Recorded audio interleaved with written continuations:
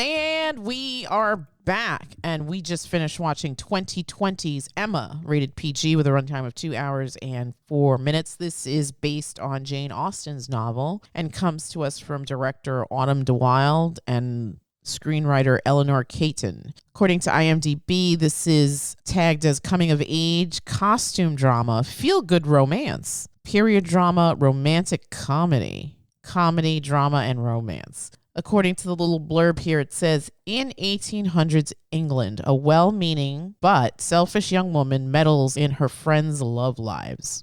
I guess that's about right. Yeah, sounds about right. So we're going to pair this with Clueless, which is a modern-day adaptation of the Emma story. And since you and I watched the other one with the kids, you and I are now doing this on our own. And I wonder if we can do a little compare and contrast, because some things seem obvious within the two, and then obviously there's going to be some differences, not only because the makers of Clueless take a bunch of liberties and set it in present day, but because it's set in present day, situations are going to be different than they would be in 1800s England. So this is your first time watching this film. What did you think? I'm going to be honest. It was a real effort to stay awake through this thing. You know how like sometimes when you watch a movie and it's like a period piece, sometimes it takes a little while to catch up on the way people talk to the point where you're actually fully understanding the words coming out of these people's mouths. Mm-hmm. For some reason, this one took me a long time. Like I probably not until maybe 2/3 of the way through was I fully understanding what these people were saying and how the words they were saying were affecting each other emotionally. But even beyond that, none of the characters interested in me. I did not find Emma charming or likable in any way. I didn't think Knightley was that great a romantic lead. Yeah, none of the characters. The only character that stuck out to me really was Bill Nighy, but just because he was acting so strange and he looked so thin in those like outfits, like they were like super tailored to him. And he's not like a big guy, but he seemed even more. Yeah, for somebody who was wearing so many layers, it was almost like he was wearing a wetsuit, how tight those clothes were. And then everybody has those ridiculous collars that just make their heads look gigantic, like somebody is just squeezing the tube of toothpaste and their head is ballooning out of the top. It's funny. I'd seen this film before, and it was funny because you said something that didn't really register with me until you said it, and then I just kept an eye out for it, which was that some of the men had extraordinarily large ears, and it was just super obvious. And it was so funny because I think the first time I saw this film, obviously that flew over my head, but on this watch, after you said it, I was like, oh, yeah, it's true. Yeah. Like abnormally large. And I was like, wow, I don't think I've ever noticed that in their filmography before. Like I just especially watched Churchill and Elton. Those guys look like they could take flight at any minute. It's funny because I just watched Challengers with G, and I was like, were his ears that egregiously big? Was Elton the guy from Challengers? Yeah. Yeah, I was like wondering. I was like, yeah, those ears look familiar. I love that that's our big takeaway. Yeah. His ears. I guess maybe because those are like the romantic lead had sort of like, it's like he never met a comb ever. Oh my gosh, his hair was just a mess the entire time. But think about it. Back in the 1800s, they're not the most cleanliest people. But this is the upper crust. Doesn't matter. The upper crust, they were always manicured, even if they're I don't know about that. They're like slathering their hair in like whale blubber or whatever the hell they were using, but ambergris. Oof. Some sort of probably lead-based material. Well, you said you found this boring. Yeah, kind of. I've seen other Austen stuff, and I would probably say this is my least favorite amongst them. We saw Pride and Prejudice, the Keira Knightley which one. is great. I like that one. I love that one. Like that, I pick it up right away. Yeah. The way they were talking, everything sounded completely comprehensible from the beginning. Mm-hmm. We also saw Persuasion. We saw the 95 version, and then we saw the newer one with good Dakota Lord. Johnson. Yeah. Let's never speak of that one again. Gangbang tour. Lady Russell's gangbang tour, yeah. Of the continent. Anyway, but yeah, those two, to me, those ones had better stories, more endearing characters. Yeah, Emma wasn't likable at all, even at the end. And this, it's funny because my only exposure to Emma is Clueless. Yes. Which is a cute movie, and Cher is funny and engaging and endearing. And like, she would never say something mean and horrible. And in this one, Emma says something mean and horrible to Mrs. Bates. And it's just like, wow, that was like super uncalled for. Yeah. And then when what's his name, Knightley, comes and basically is like, what the hell are you doing? Right. She like initially is like doubling down on it, like, oh, well, you look at her, she's like so weird and whatever. And he's like, yeah, but she's poor. You don't do that because you're just making her life more miserable than it already is. Right. And she's gracious to you, like she didn't. Yeah, she's gracious to you. Yeah. And it's like, why was she initially doubling down on this? Yeah. It makes her even more unlikable. Yeah. So yeah, of all of the Austen heroines that I am aware of, Emma was the worst.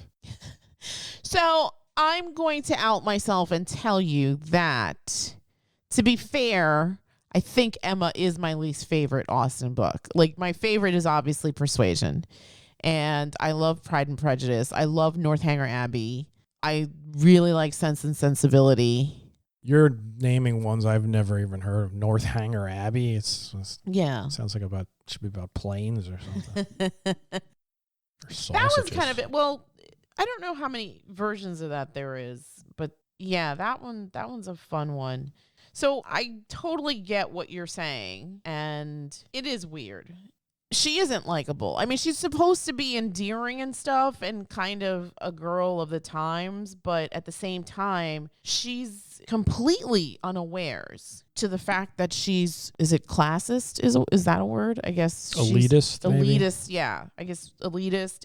For example, like, she makes Harriet not accept the marriage offer from Mr. Martin because he's just a farmer.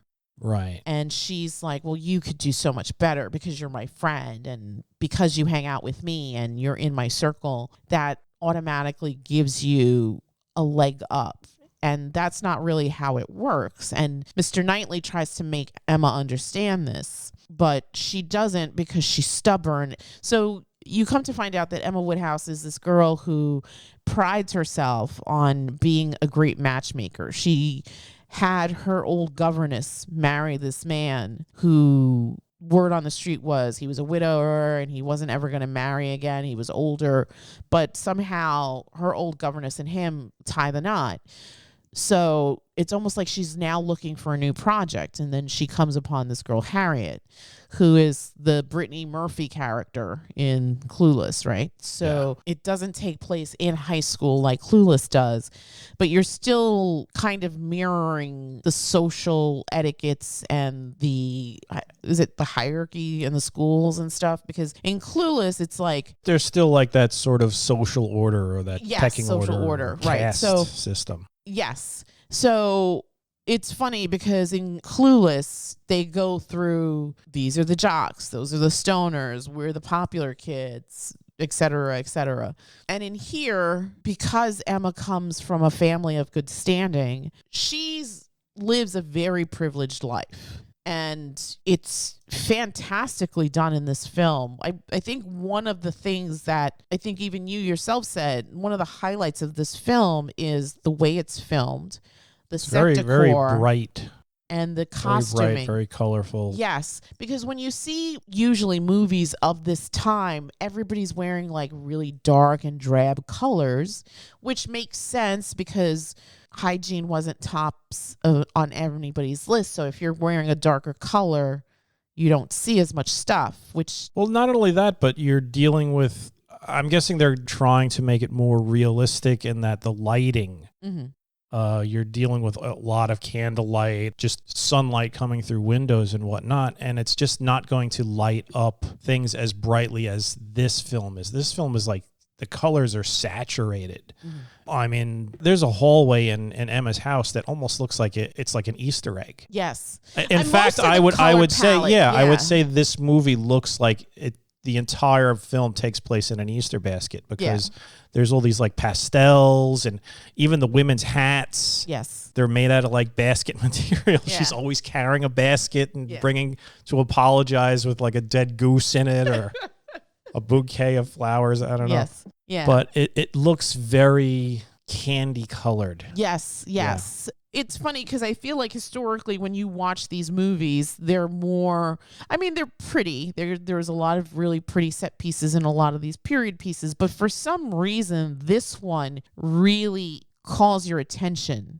And I think that the filmmakers and the art directors on this project did a really great job of sort of infusing this vibe to the film through the use of color here. And it's interesting because when you see period pieces, you don't really think of pastel colors. You think more of earth tone colors, darker colors.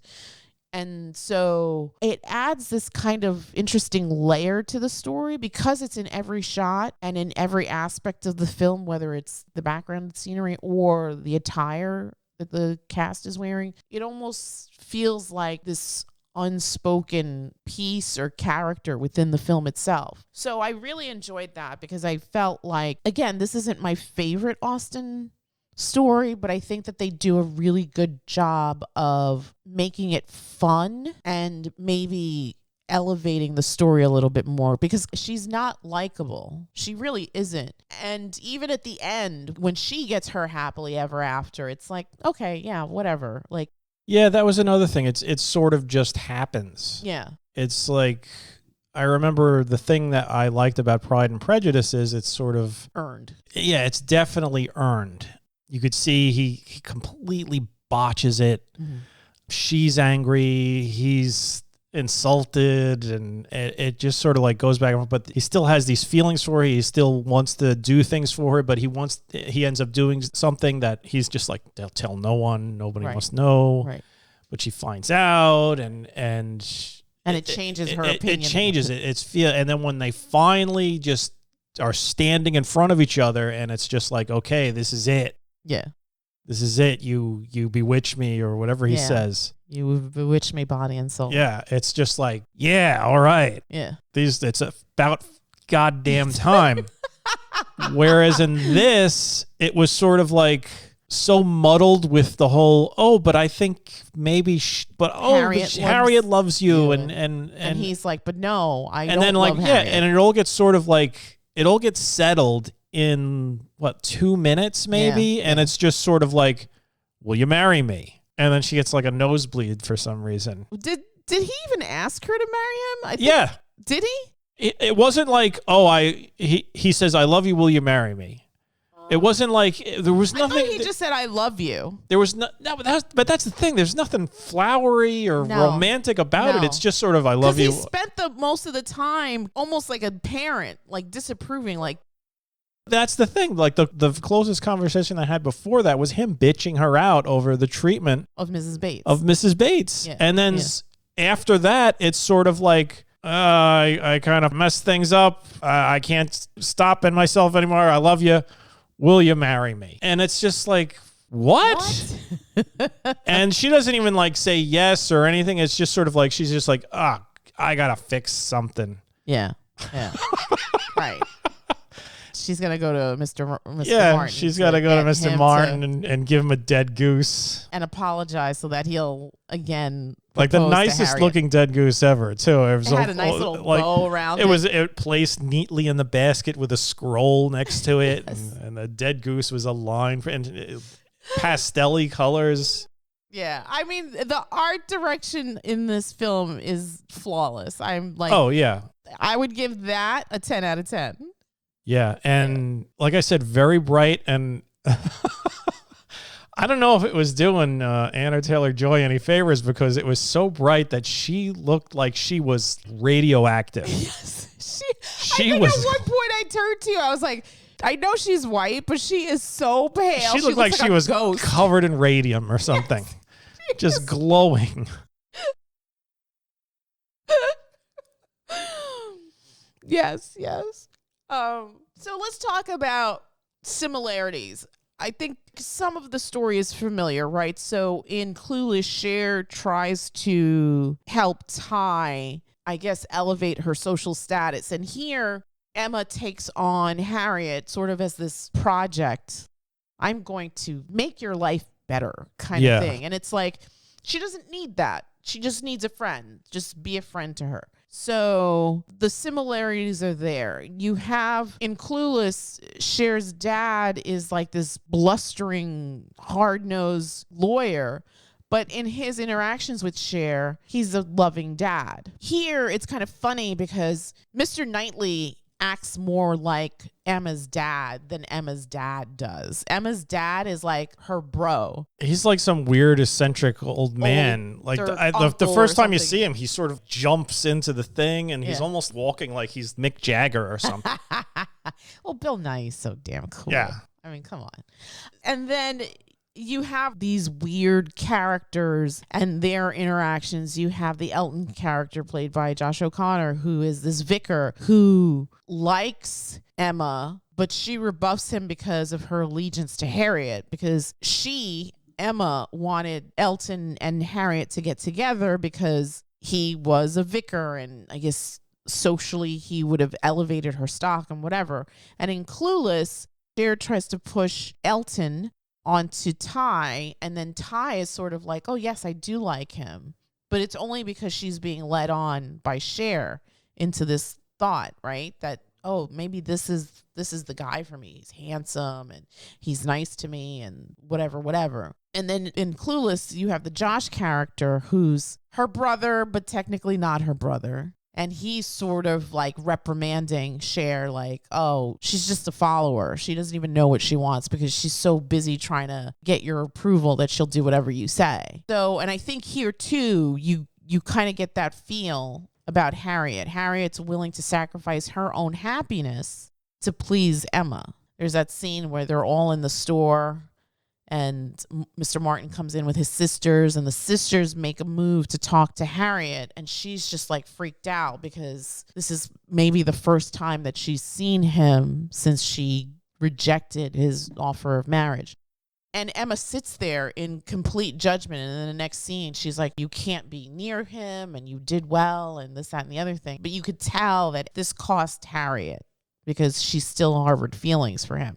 Yeah, and he's still got feelings for her because he runs out for her, and they're just talking in the rain. Yeah.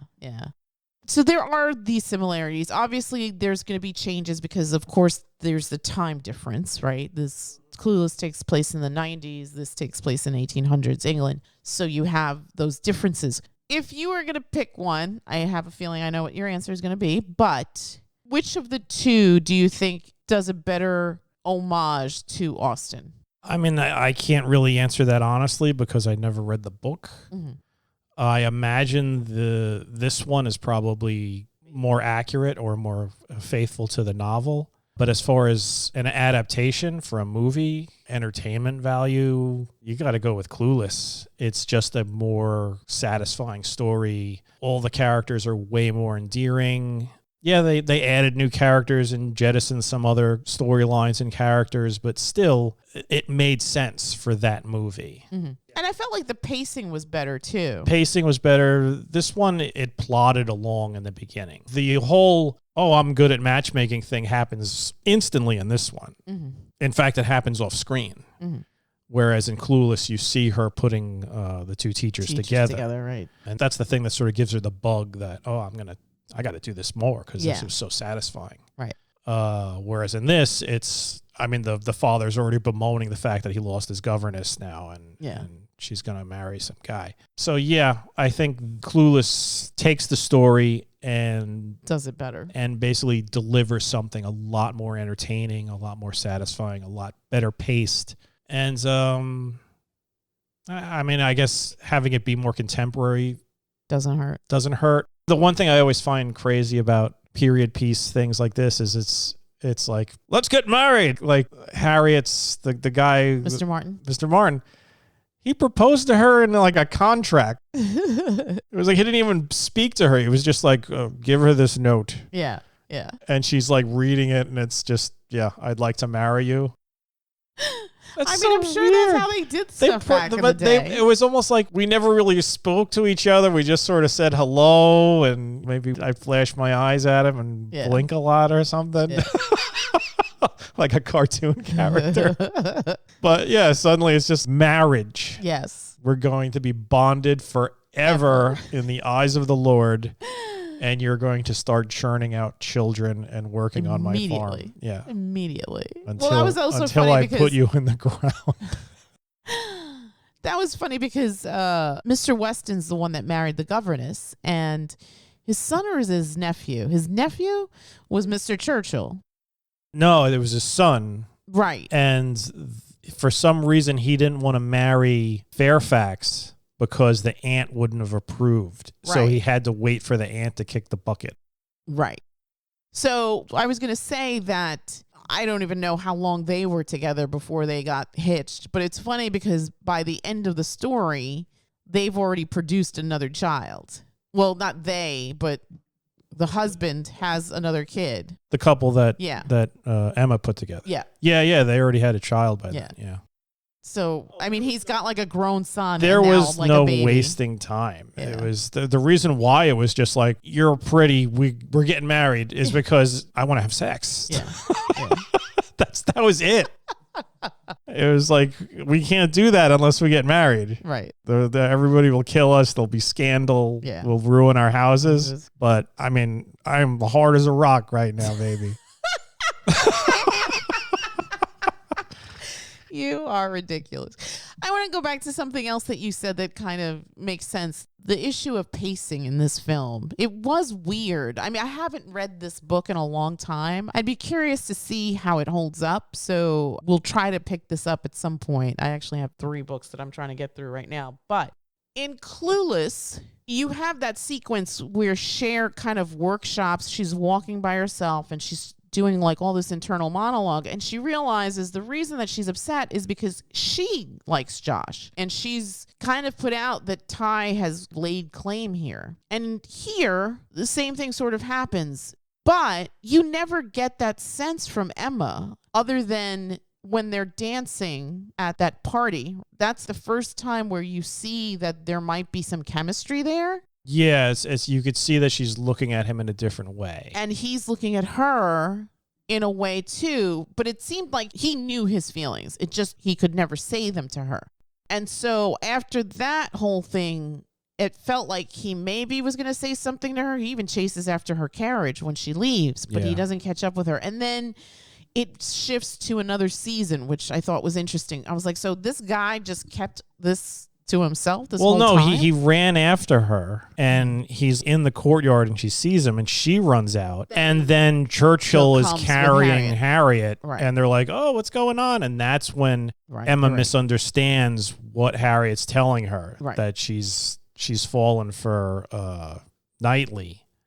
And she thinks, you fell for Churchill. And then it become the seasonal transition or whatever. Got it. But he never revisited that conversation with her. Obviously. No, it was like you're building up to some sort of romantic moment, and then suddenly it's just sort of like, now he's misunderstanding. He thinks Emma wants Churchill to stick around so she could flirt with him, and she's trying to get rid of Knightley. So he's just like, we'll both go get the doctor. And that's kind of it for the romance, I guess. Yeah, there was a lot of like more abruptness to things, whereas in other Austen adaptations and in Clueless, it's given time to breathe. It's given more time to breathe. It's definitely earned more. Mm-hmm. So yeah, I feel like this failed in that respect. Right. What did you think of the overall story?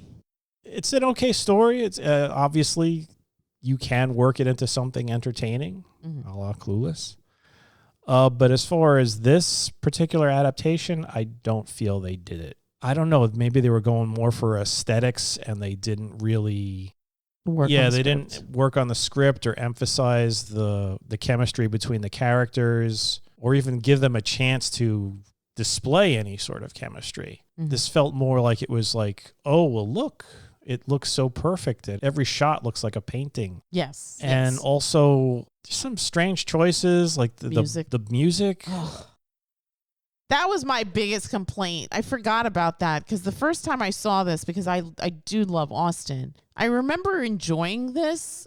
And for some reason, I must not have paid attention to the music because on this watch, I was completely thrown off by just the plethora of unnecessary Usually you music. have like a score to these sort of things. And there was a score somewhere in some places, but then all of a sudden they would just bust out with like a Irish full Irish band playing. And it's like, is there an Irish band at the dance? No, it had nothing to do with that.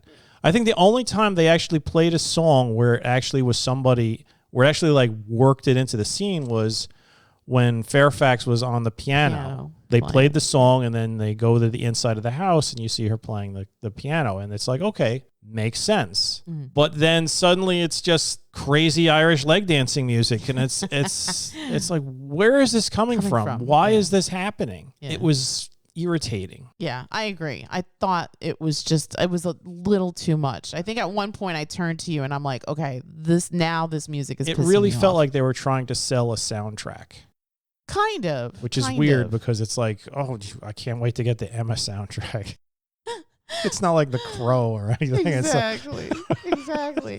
Well, I think, and it's funny because like in Clueless, I feel like the music is in service to the story. It doesn't overpower the scenes. And every time that there's music in Clueless, it fit and it didn't overstay its welcome. Here, it was just a little too much.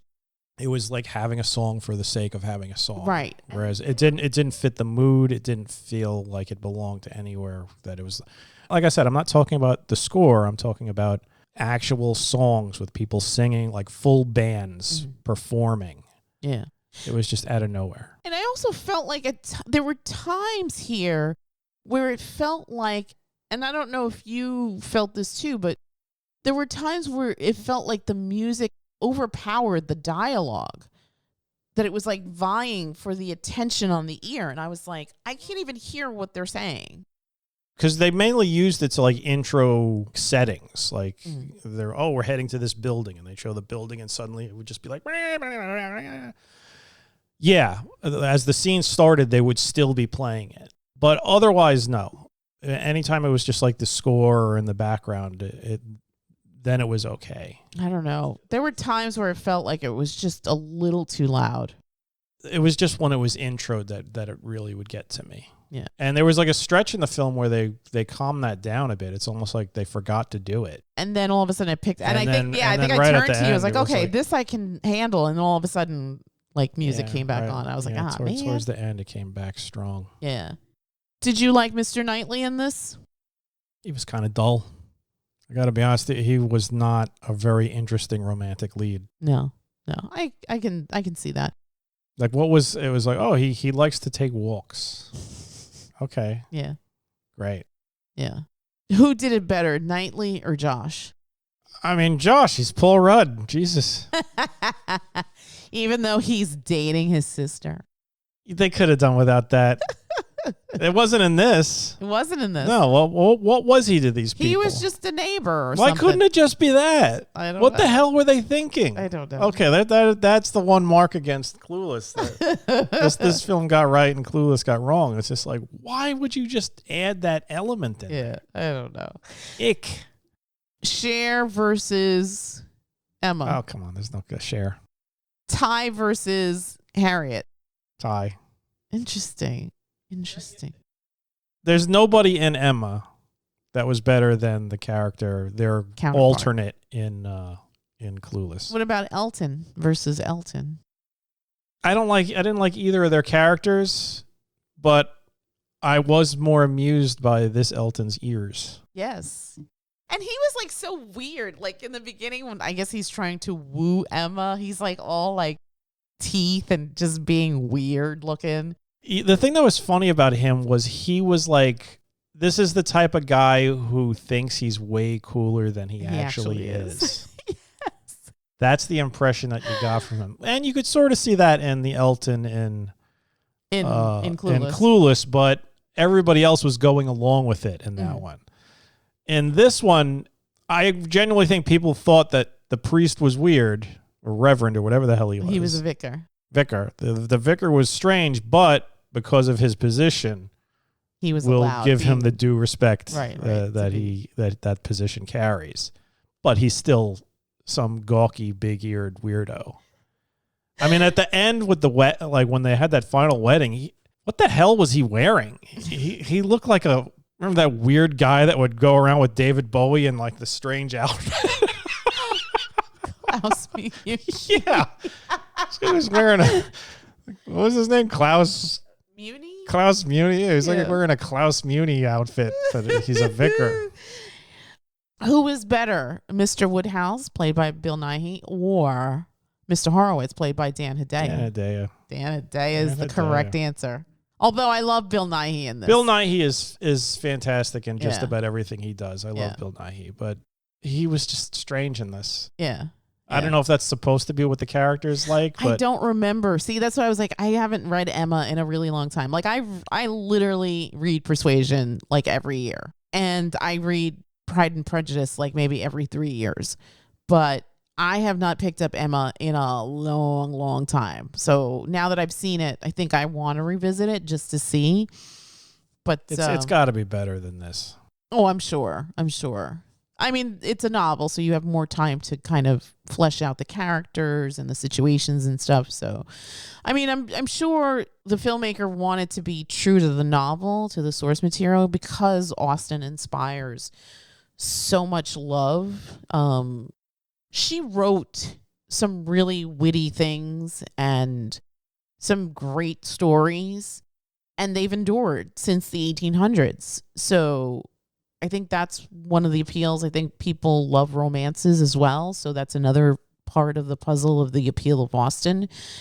This, to me, isn't her greatest novel. Again, my favorite story of hers is Persuasion, but I think the kernel of the story here is interesting, and it's done okay. I think the things that elevate it aren't exactly the story per se, but the other elements. I think the actors all did a really fantastic job playing these characters. I think that the costuming on this is unreal and gorgeous. I feel like the art directors, the set decorators, all those people just blew it out of the park. Like, just really, really well done. The cinematography is beautiful. And yeah, I mean, some of it, I'm watching it and I'm thinking, you and I saw that Powell and Pressburger documentary, and some of that sort of spoke to me, because you have this attention to surroundings to the point where, kind of what you said before, that some of the scenes are framed in such a way that it looks like you're just looking at a painting. Yeah, there's a lot. That, like, there was that the garden party or picnic or whatever, and like those crazy trees in the background, and just the colors there. Yeah, everything's vibrant. Everybody's sort of just like, it's weird. Obviously, there wasn't many things to distract people back then, but they're all at a party, and it's like there's one bit where they're just, let's all just stand on the hill and look in the distance. Yes. And that's what we're going to do for the next half hour. So, yeah, it looked like they were getting ready to model for like that Matisse painting where everybody's sort of like standing and looking around. Yes. If you were going to give this a number from 1 to 10, what would you give it? Probably give it a 4. Really? I mean, it's pretty. It's very pretty, but I did not find it interesting. And like I said, the characters were not engaging. They weren't charming. The movie's called Emma. I'm expecting either I'm going to furiously hate this character or love this character, and you're indifferent. I was completely indifferent. I was completely indifferent to Knightley, Harriet, everybody. Yeah. Except maybe Bill Nighy, and he's in it for like 3 minutes. Yeah. Yeah. You have to do something to hold my interest. You got to charm me, and it's a love story. Mm-hmm. The love story shouldn't just be like wrapped up in 2 less than a minute. Yeah. Oh, I love you. Let's get married. I got to fix something first. Yeah. And then after she fixes it, then the wedding. Yeah. So overall, I would say it's not really an engaging story. It's pretty. Yeah. And that's all I could say about it. So I'm sorry. It's not a good movie. I understand what you're saying. I don't agree. But yes, I think that it's hard to adapt something, especially when you're trying to be so faithful to the source material. And I think here they don't really stray too far from the novel. So a lot of what you see on the screen is basically what's in the novel. In the novel, though, however, you have the ability to flesh things out, to speak more about certain situations that happen. So you're offered a bigger picture of the storytelling experience. But it's very lovely to look at, but that doesn't always equate a good story. And I think the kernel of the story was great, but the execution left a lot to be desired. And I think, unfortunately, because maybe the filmmakers were trying desperately to be very faithful to the source material, they also forgot that in order to engage an audience, you have to tell a story in an entertaining way, which Clueless does. It's the same story. There's modifications because, again, there's things in Clueless that don't happen in Emma and vice versa. And then you also have the added component of it's told in the present day. So things are going to change, situations, sensibilities, all of that shifts because now you're speaking in modern American English as opposed to Austen English. So most times I think people think that adaptations or reboots and stuff aren't great because they don't faithfully follow the original source material. But this is absolutely a case for, okay, you want to pay homage to the original, but you need to tweak it in a way to make more of an impact and really bring in your viewers. Because you have a built-in audience with people that love Austen. I'm sure all of those people went to see this movie in droves. However, you imagine this wide net that you can cast if you present a love story, which is this is supposed to be. But again, to your point, it was done so haphazardly and so rushed that you almost don't even care. Yeah. It's like I've spent whatever time, 2 hours on this film, and my biggest takeaway is, wow, these costumes and the set pieces are amazing. Yeah. Even more so than the story and the actors. So I'm going to give this, I didn't hate it. I didn't dislike it like you did, but I think there's merit to it, and I would give this film a 6. I think if you like Austen, you might like this. And again, if you're a film student, you should be watching everything. So again, from 2020, from director Autumn de Wilde, this is Emma. It's currently streaming on Peacock, but you can rent it on Prime as well. And with that, we are going to bid you all a good night. Good night.